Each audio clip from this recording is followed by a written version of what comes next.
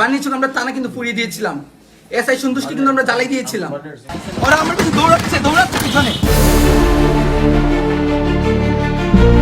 আমরা থানা পুড়িয়ে দিয়েছিলাম, এসআই সন্তোষকে জ্বালিয়ে দিয়েছিলাম। এভাবেই ওসির সামনে বসে 24-এর 5 আগস্ট চালানো নারকীয় তাণ্ডবের বর্ণনা দেওয়া হবিগঞ্জের আলোচিত সমন্বয়ক মাহাদী হাসান এবার প্রাণ ভয়ে আশ্রয় নিয়েছেন থানাতেই। বানিয়াচং থানায় হামলা, সাব ইন্সপেক্টর সন্তোষ চৌধুরীকে আগুনে পুড়িয়ে হত্যা, 40 লাখ টাকা সমমূল্যের ক্রিপ্টোকারেন্সি বা ডিজিটাল মুদ্রা নিয়ে ভারতে প্রবেশ, ভারতীয় পুলিশের হাতে আটক সহ সীমাহীন অপকর্মে বিতর্কিত মাহাদী এবার জনরোষের মুখে প্রাণ বাঁচাতে ঢুকলেন থানায়, লুকালেন পুলিশের টেবিলের নিচে। বানিয়েছিল আমরা থানা কিন্তু পুড়িয়ে দিয়েছিলাম।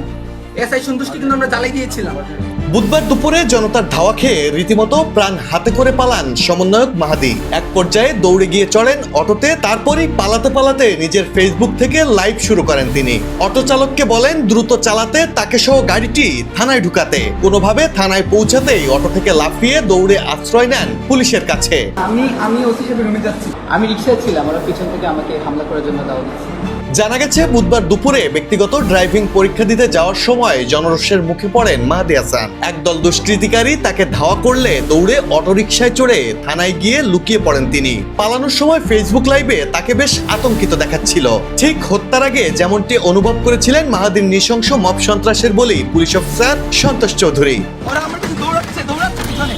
তবে জনরোষের হামলাকে রাজনৈতিক ঢাল বানিয়ে লাইভেই বিএনপির ঘাড়ে দোষ চাপানোর চেষ্টা করেন মাহাদী হাসান। বলেন ভিন্ন মতের কারণে তার উপর হামলা চালিয়েছে ছাত্রদল নেতাকর্মীরা। ছাত্রদল সামনে আমার পিছনে ধাওয়া দিচ্ছে।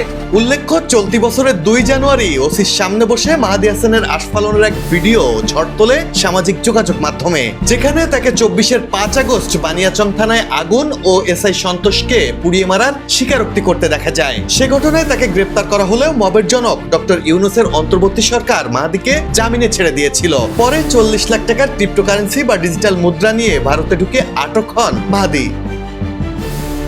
Desk report, politics BD.